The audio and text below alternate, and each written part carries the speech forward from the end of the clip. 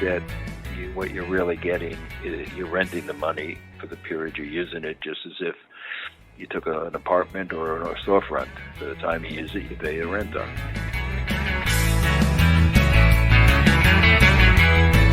From MJBulls Media, it's the Raising Cannabis Capital Show.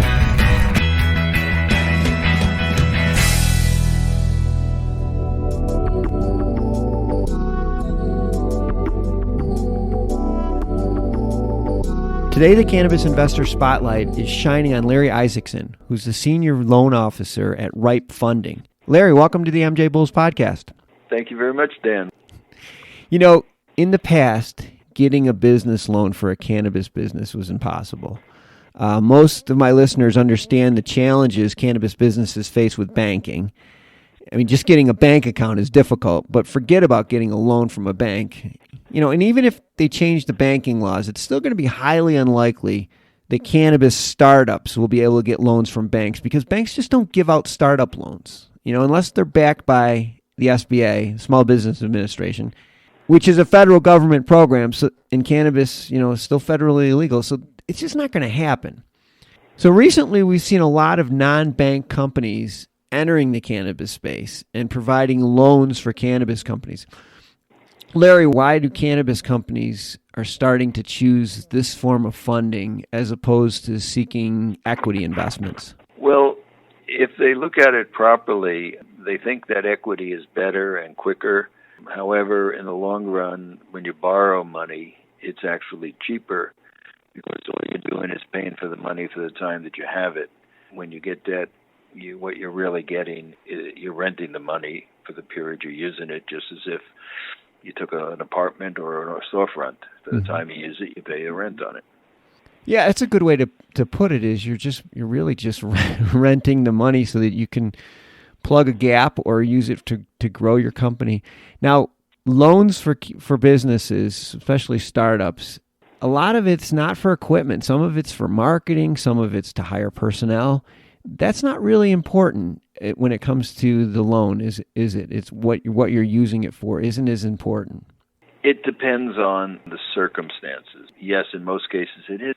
You know, they do want to know what you're using the money for, but a lot of the times, as you just explained, it's for soft costs, which are necessary. For example, if you're doing a startup and you need to buy equipment, well, the equipment has value, and depending on circumstances, you can get X% of loan to value on a piece of equipment. So that's a different type of situation. The fact that you're in the cannabis, you then have to find the right lenders that will lend to you in that space. And it's not your local bank. No, it never is. No. So the companies that you work with to help cannabis companies secure loans, what type of companies are those? They're direct lenders. We're also a direct lender. So, you know, it's a matter of looking at the application and the borrower and the circumstances surrounding it to decide where's the best avenue to get them funded. Mm-hmm. You know, everybody has a little niche that they like, and you have to sort of fit all the pieces into the niche.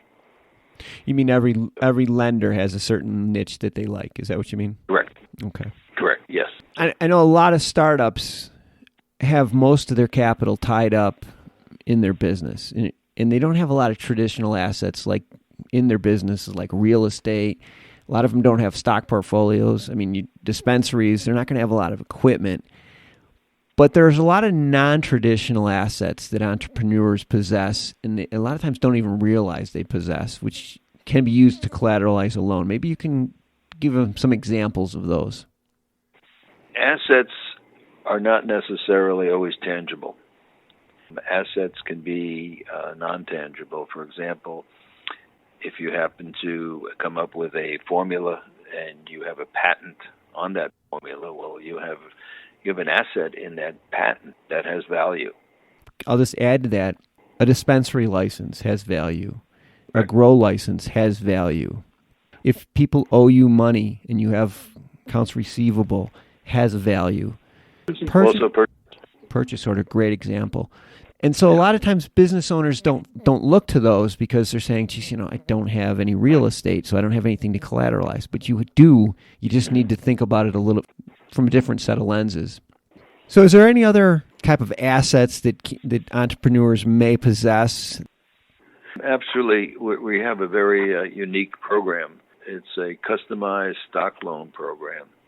And there are a lot of people who don't even realize it, that they have stock in, say, a brokerage account. We look at any kind of electronic on any stock exchange in the world, and we put that into a matrix that we have, and that algorithm then comes up and gives us an indication of how much we can lend on that. One other service that you provide that I wanted to touch on is that you also provide banking or access to banking. Correct. To merchants. Correct. Maybe you can give us an overview as to how this works, so that because that's another thing that's in real big demand, especially for the cash businesses.